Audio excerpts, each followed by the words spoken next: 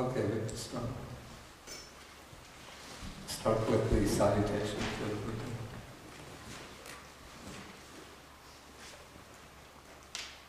Namo tassa bhagavato arahato samma sambuddhassa.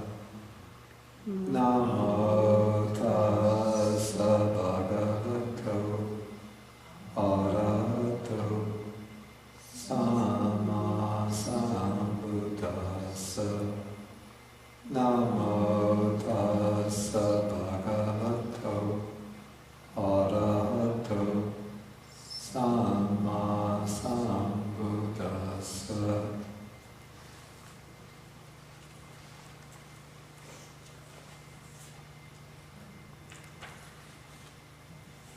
Okay, there was a handout. Does everybody have a copy of that? You have some extra copies if anybody doesn't have it.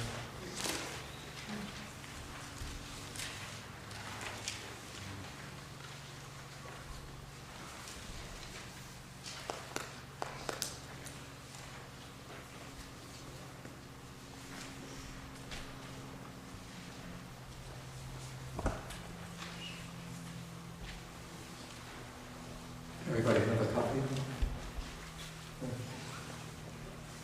This was quite a week this past week. We didn't have any electric power here at the monastery, and I think throughout this whole area, from Coles down to Westchester, and parts of New Jersey, parts of Connecticut. Still out in Connecticut. Excuse me? They're still out in Connecticut. Still out in Connecticut? Yeah, and sort of Danbury and above, still out. They don't have. Mm-hmm. So we had no electric power, no heat, no running water.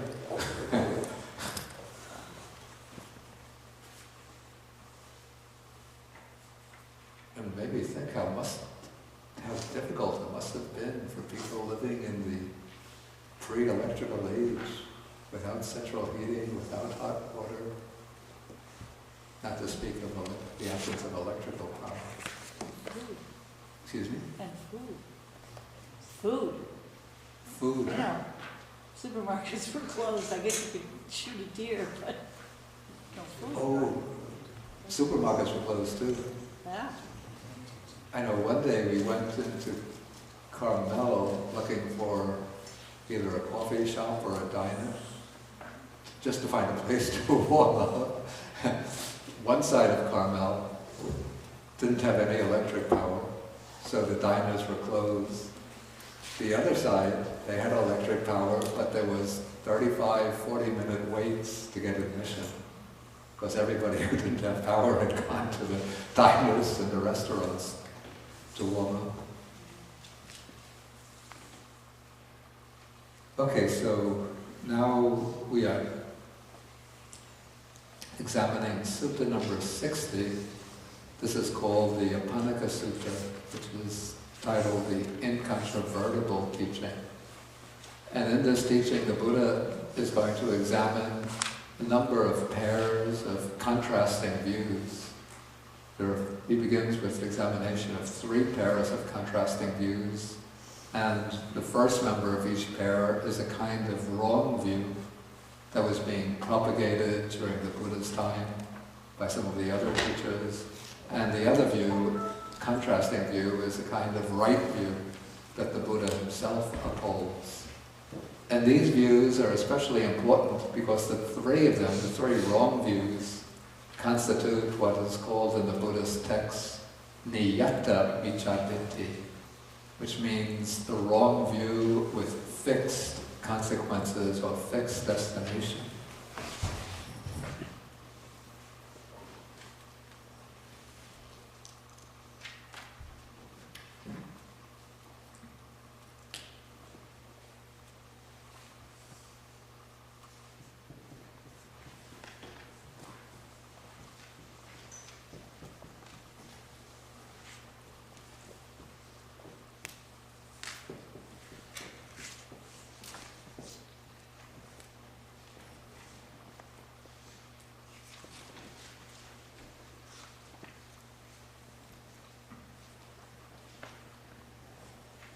This is a kind of wrong view if it's adopted and strongly clung to and propagated to others. It serves as a definite obstruction to a higher type of rebirth or to the attainment of liberation. And in the last class we examined the first pair of opposing views. One is the view of what might be called moral nihilism, which holds that there's no result of good and bad deeds, no karmic result, but basically a person consists of the physical body composed of the four material elements, and when the physical body dies, then the whole life process, the whole process of consciousness, conscious experience comes to an end, and all of that person's good and bad deeds just vanish into nothingness, and there are no consequences that come back to that person in any form. So that is the view of moral nihilism, and the opposing view, which the Buddha upholds as right view, is the view of what we might call moral affirmation, the view that there is a result of good and bad deeds, that there is value in doing good deeds, that there is a continuation of the life process or consciousness after death, and as consciousness continues in new forms, one receives the results, the karmic consequences of one's good and bad deeds.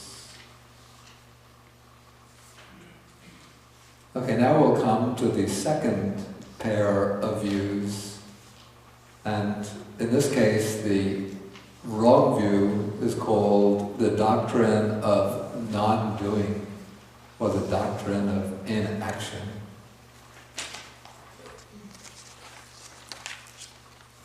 In Pali it's called Akiriyavada, and this we could sum up as the doctrine that moral distinctions are not real, that there's nothing morally reproachable in what we conventionally call bad actions, and that there's nothing worthy or meritorious in good actions. And here we have the view, the way it was propagated in the Buddha's time. Here I'm on page 510, paragraph 13. There are some recluses and Brahmins who hold the view that when one acts or makes others act, if one mutilates or makes others mutilate, if one tortures or makes others inflict torture, when one inflicts sorrow, oppresses others, intimidates others, kills living beings, takes what is not given, breaks into houses, plunders wealth, commits burglary, highway robbery, seduces another's wife, speaks falsehood. Doing all of those actions, one doesn't do anything evil. And so if one were to take a wheel with a razor, sharp tire, and go around and just reducing all living beings on this earth to just one heap of flesh, then one would not be doing any evil and there would be no results of this evil. And if one were to go along the south bank of the river Ganges, killing and slaughtering, mutilating and so on, because of this there would be no evil and no outcome of evil. And if one were to go on the other side of the river Ganges, making gifts, encouraging others to give, and so forth, because of this there would be no merit and no outcome of merit. By giving, by taming oneself, by restraint, by speaking truth, there is no merit and no outcome of merit. It sounds to me that today if anybody went around expounding a view like that, they would be locked up in prison or in an insane asylum. But somehow in the Buddha's time, at least according to the Buddha's text, this was one of the views that was propagated. I don't see how anybody who propagated a view like that could get any followers. But apparently this was a view that was held by one of the respected teachers of the period, whose name was Purana Kassapa. Okay, the opposite view is a view which basically affirms the reality of ethical distinctions, that there is the doing of evil and the doing of good. So this view is expressed exactly as the opposite of the view of non-doing, that when one kills, mutilates, and so on, one commits evil, and if one practices giving, making offerings, speaking truth, taming oneself, restraining oneself, one acquires merit and the results of merit. Okay, so now, having set up this opposition between the two views, the Buddha is going to explain to these householders, who are not, they have to point out that these householders are not yet disciples of the Buddha. So they're confused about these opposing views. And so the Buddha is going to give them a method, called a method of reflection, by which they can determine which view is the prudent one to adopt. Okay, so first he says that it's basically the same reasoning that was used in relation to the first view, but I'll just go through it briefly again. Okay, so first we take the consequences of the view, the effect of the view on conduct. So if one adopts the view that there's no doing of merit, no acquiring of merit, it's expected that one will avoid the three types of wholesome conduct, good bodily, verbal, and mental conduct, and that one will indulge in the three types of unwholesome conduct, bodily misconduct, verbal misconduct, and mental misconduct.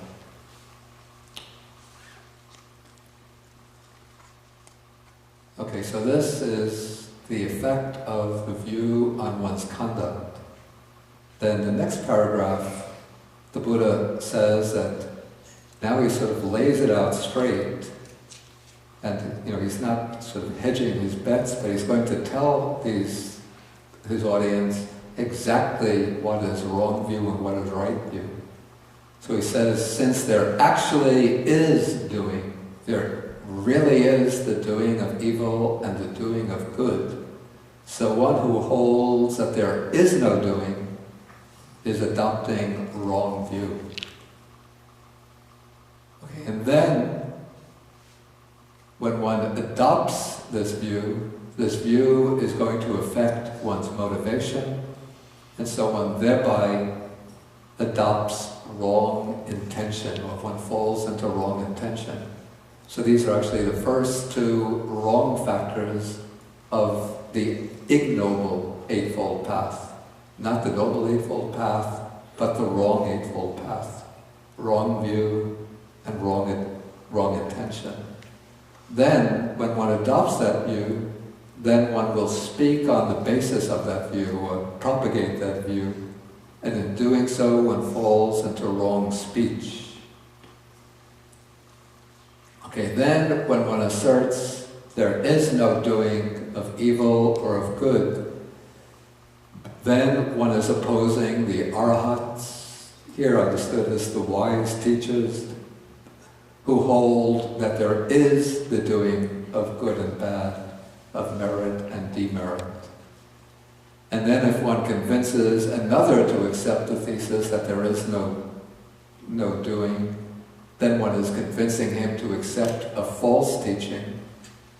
And because of this, one praises oneself for gaining followers and disparages others, one denigrates others who oppose one's view. And so one then abandons any kind of good conduct one has been practicing and replaces it with corrupt conduct. And so one falls into wrong view, wrong intention, wrong speech, speaking a doctrine opposed to that of the noble ones, convincing others to accept wrong teaching, and then praising oneself and disparaging others. So these are all unwholesome states that come into being based on the wrong view that there is no doing of good and of evil. Okay, so now this is the way the wise person reflects on this. So he's going to consider this in the light of the teaching of rebirth. So he says that if there is no doing of good or of evil, then on the dissolution of the body, this person will make himself safe enough, since when the body passes away, since there's no good, no evil, there'll be no results of the good and evil deeds.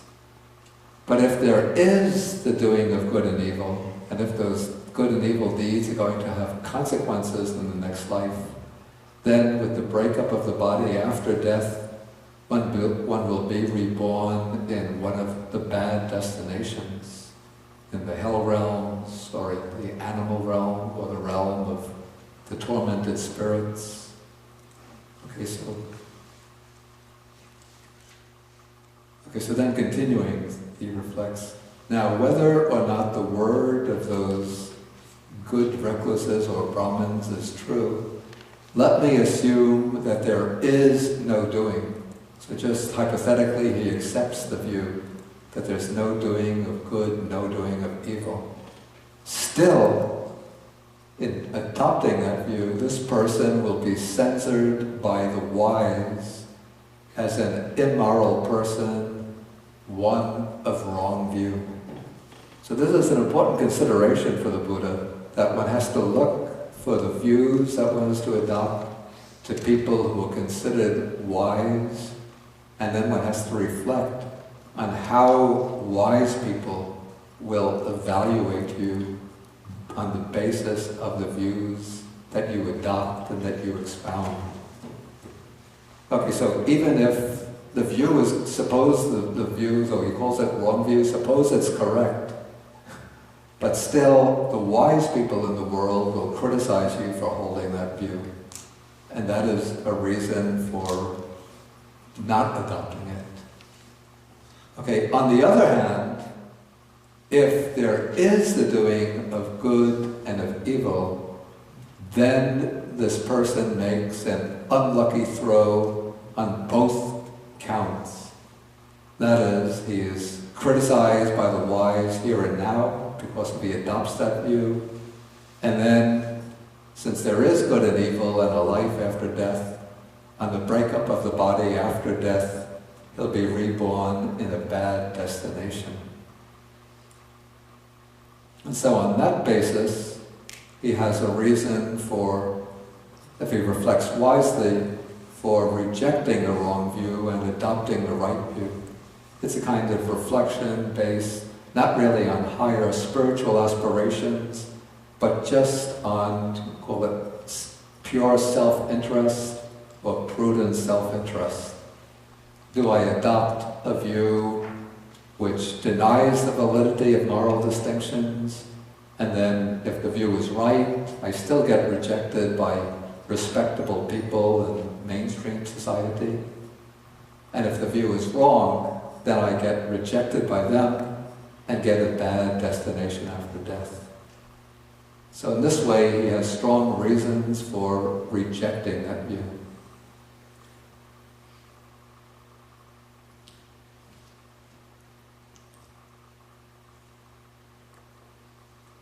Okay, now the Buddha takes the flip side, the alternative, which is the view that there are distinctions between good and evil, that there is a distinction between merit and demerit. And so if a person adopts this view, then it's to be expected that they'll avoid unwholesome bodily, verbal, and mental conduct, and that they will practice good conduct of body, speech, and mind. Then, since there actually is doing, one who holds the view that there is the doing of good and evil has a right view. On the basis of that right view, he'll form good intentions, so he'll have right intention. And when he tells others or teaches others there is the doing of good and evil, he'll be uttering right speech. And since there actually is doing, one who holds that there is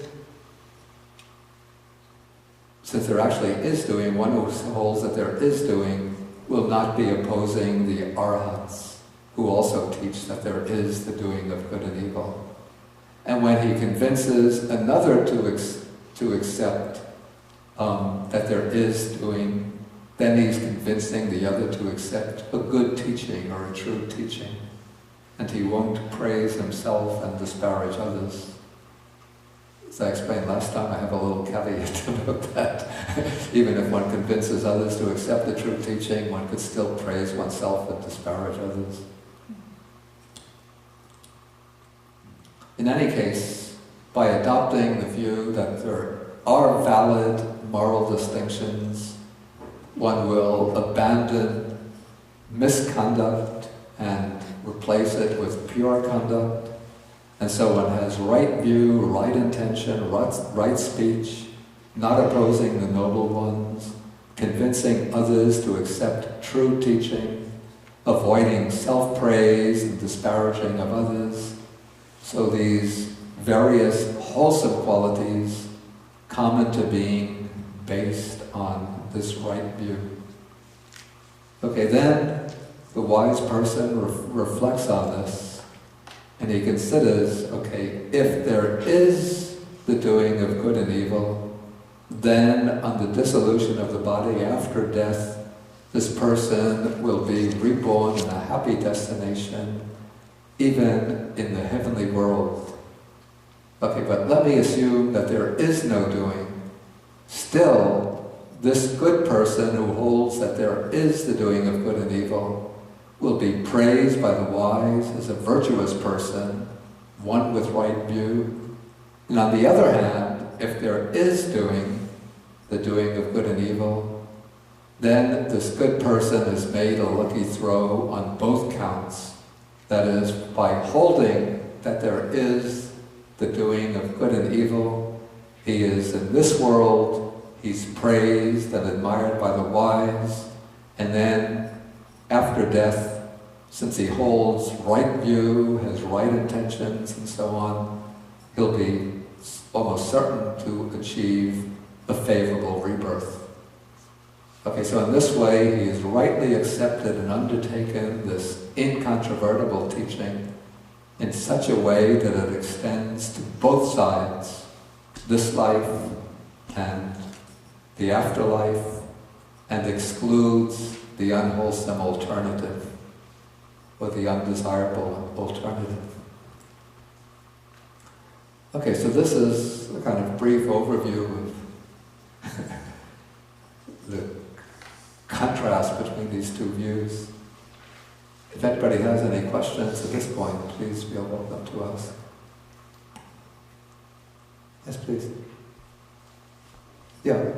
Just a little. Yeah, there's a microphone, so please. Thank you. I'm just a little surprised on something so major as deciding which side of this equation you want to be on. So, That it's the fulcrum point is an unlucky throw. That expression, oh. and that it's all on a shooting of dice, of making the decision, kind of. Yeah, actually last time I pointed out that this kind of reasoning is very similar to, there was the 17th century French philosopher, theologian, Pascal, to Pascal's wager of why I should believe in God.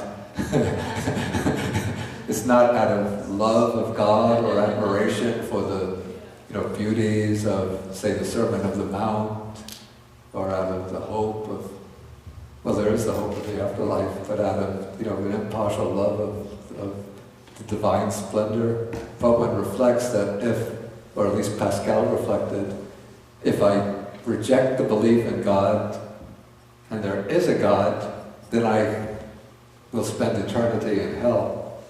But if there is a God, and then I okay, if I believe in God and there is no God, then I've just adopted a foolish belief. And so well anyway, on the basis of belief, I behave ethically in this life, and then after death, everything is finished. Okay, but if I reject the belief in God, how do I?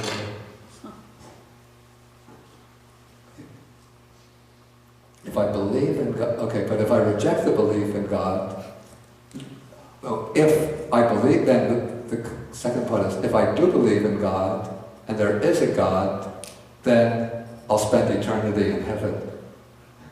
And so just sort of laying out was it the cost-benefit analysis? It's sort of wiser and more prudent to believe in God. That was Pascal's conclusion. So the Buddha is sort of laying out a similar line of argument. Yeah, Richard, you have... Yeah, two things. One, I think, I don't know, this doesn't work. Or, low? I don't know. Anyway, it doesn't matter. Two things. One, I think that, is the throw a throw of a wager, or could it be the throw of divination? That is, of bones or something in order to foretell the future and see what's auspicious. Of what? So Of divination. Yeah, Yeah, divination rather than a wager. To see whether the throw, like fortune tellers will sometimes throw bones and so on, and you'll see... Bones, I see bones. Yeah. I mean, it was I believe a fairly common practice. Right? And the other thing... I think it's actually a throw. I don't have the Pali text with me, but I think it's referring to a throw in dice. Okay.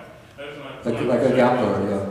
The other thing is, this Pascal is making a wager on the assumption that all that counts for whether you go to heaven or hell is faith, not works. Right? That he's saying it's just faith. Whereas, in a sense, the reason for the dual argument in here is that the Buddha is saying an equivalent of both faith and... That is a very good point. That is a very good point. Because he's saying that if you have the right faith, if you have the right belief, then your actions will be good, and the assumption... That is actually a very important point. Yes. It's not purely just a matter of what one believes or what view one adopts, but the view one adopts has major consequences on one's motives or intentions and on the actions that flow from those motives. Daniel? I wonder if you could just say a little bit about the distinction between the first two wrong views. Yeah, they seem very similar. They seem very similar. Yeah. And yet they're always stated in the text, they're always presented in the text as distinct, and they are ascribed to different teachers.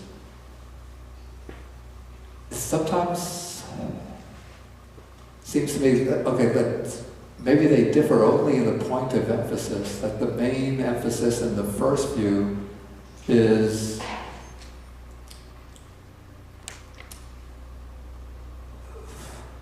that there's no continuation of the life process or of consciousness after death. The view is stated more fully in Sutta 76.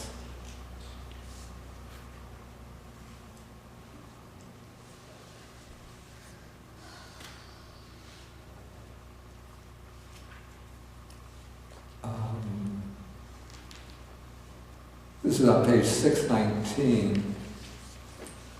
In paragraph 7, where it begins with the statement of the first view, that there is nothing given, nothing offered, no sacrifice, and so on. But then it continues, a person consists of the four great elements, it's the four material elements.